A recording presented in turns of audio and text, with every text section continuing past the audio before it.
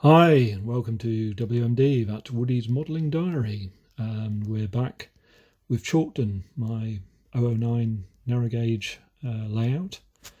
Done a couple of videos on this in the past, little bit of an update. If you've seen the other videos, you may notice that the station looks a little bit more stationish like. We've got some figures in, which are the dipole platform figures, which I've been painting up over the last few weeks. There's a couple more sprues of them, which I will finish off and get some of those onto the layout.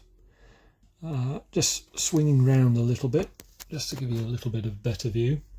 The tree there, that's been added in. I'll just straighten that hut. That's an old Airfix coal hut, which I found in my scrap box, and did a few things too, put a new roof on it and painted it up. Now the actual station itself, see we've got some swan neck lamps on it. There's 3 of them, there's 2 doubles and a single.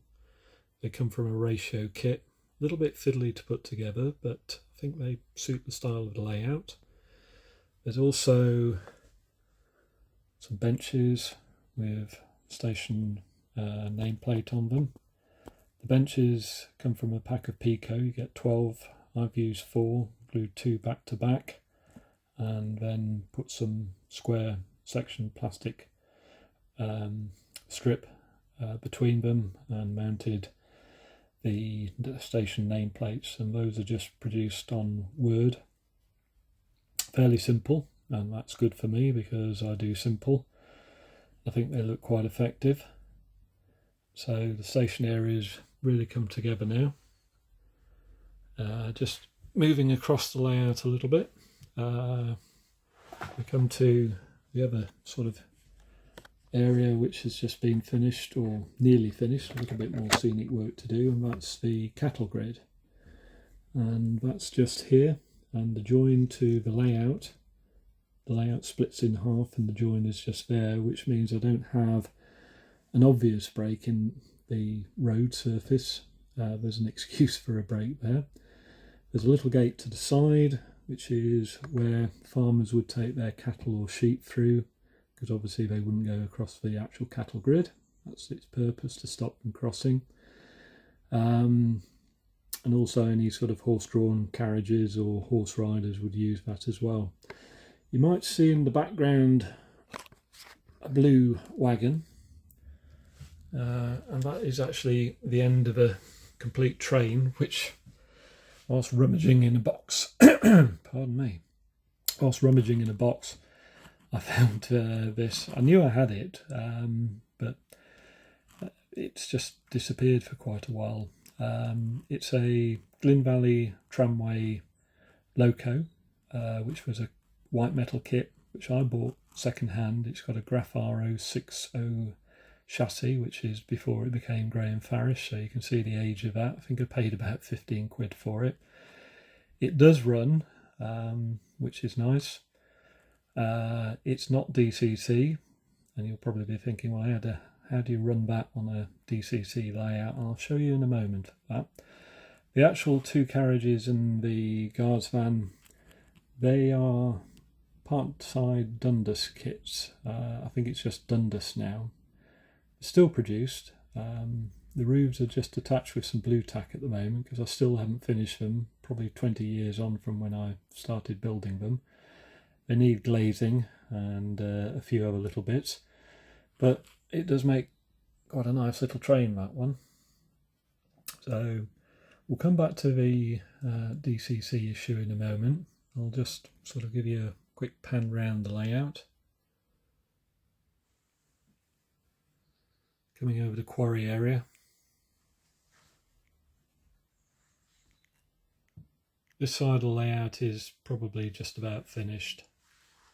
And this, the newer section, is almost there now. You can see coming up to the station. And then we've got the canal wharf. And for those of you who like to know the facts and figures of such things, the layout is 6'6" long by just under 2 foot wide. So it's not that big, but just right for me. It gives me an opportunity just to run the trains around, which, as I said before, is what I enjoy doing. So there it is. I'll talk to you about the Bachmann controller I use in a moment. Just got to rescue that from the floor and see that still works. So I'll be back in a moment. Right, I've managed to rescue the controller from the floor. It's not suffered any adverse damage. These things are just about indestructible. A bit like Captain Scarlet, if you remember that programme, and that shows how old I am. Anyway, this is the Bachmann EZ Command Control Center, which conveniently, because I haven't got auto cue, is written on the controller itself, so at least I can't get that bit wrong. This has got to be about 20 years old. When Bachmann first came into the DCC market, I bought this as part of a train set, and it is quite literally a train set. It was a class 25 loco. I've still got it, along with 5 wagons, still got those, and an oval of track with a siding, which I've still got. All for a princely sum of £89.99, and if you could get a loco with DCC in it for that now, I'd be surprised. So it was a good buy, and obviously Bachmann were trying to get people into the market. Now this is a very, very simple controller. It's not got the bells and whistles of Bachmann Dynamos or any of the other complex, even the Hornby controllers are probably more sophisticated than this, but for a layout of this type, or if you're just beginning with DCC, there's a lot to be said for this, and I believe that Bachmann have recently upgraded this controller, and it will now control up to 29 functions, I think. So if you do look at the list of functions on your, if you've got a DCC loco, especially with sound, usually it goes up to function 29, which is quite a lot. In fact, my Bachmann Dynamos will only go up to function 20. As a controller itself, uniquely, it will control 9 DCC locos, numbered 1 to 9. Number 10, the button there, is the button to control DC locos. And I don't know the electronics, I really have no idea about it, but it has the ability to control the DC loco basically on a DCC track, which is something fairly unusual. The only thing about it is, and if we energize it all, you can probably hear that sound, which is like a buzzing sound. And because there's, I think, 20 volts AC current going through the tracks, the DC motor in the loco doesn't particularly like it. It'll take it for a while, but it does make it hum and it will heat it up. So if you're running a DC loco on a track like this, especially if it's N-gauge, OO is a little bit more robust, but N-gauge, you can do it for short periods. And quite literally, we've got number 10 press, so we can see the loco in the background.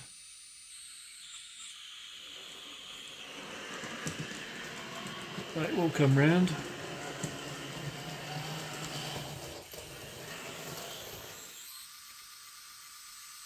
If you've got a little diesel, I suppose that sound could be quite authentic, but for a steam loco it's not brilliant. But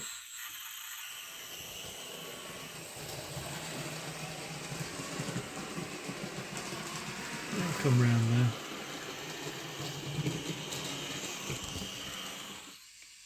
We'll stop it there. But going back to DCC, I'll select the Fairley, which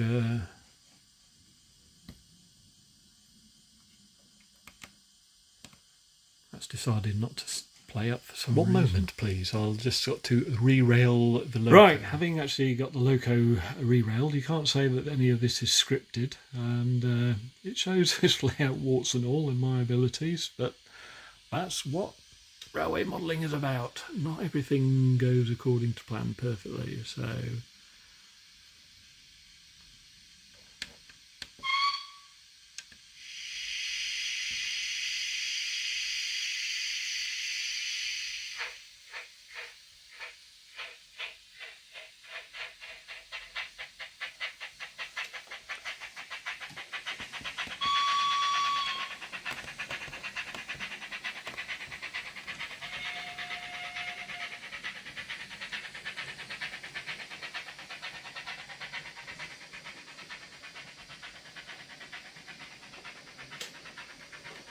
by the magic of editing, I'll just come back to this controller again. I just forgot to say this controller will control up to 10 functions, which if you're not going down the sound route, this is quite a good sort of first controller to just see whether you like DCC or not.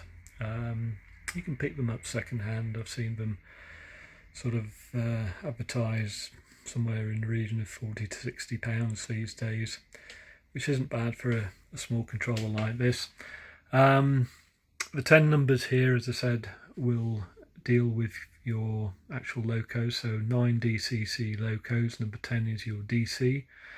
If you want to control the functions, you just press that button there, and then you've got 10 functions. So for most DCC locos which haven't got sound, that will obviously control your light and the actual sort of loco itself. Direction wise, you've got 2 buttons, and most importantly the stop button. So if you need to stop things crashing, or you just need to take a breather, just press that button. I always say that perhaps some of our politicians should have a stop button like that, nice big red stop button, not the red buttons they have, but that's another thing.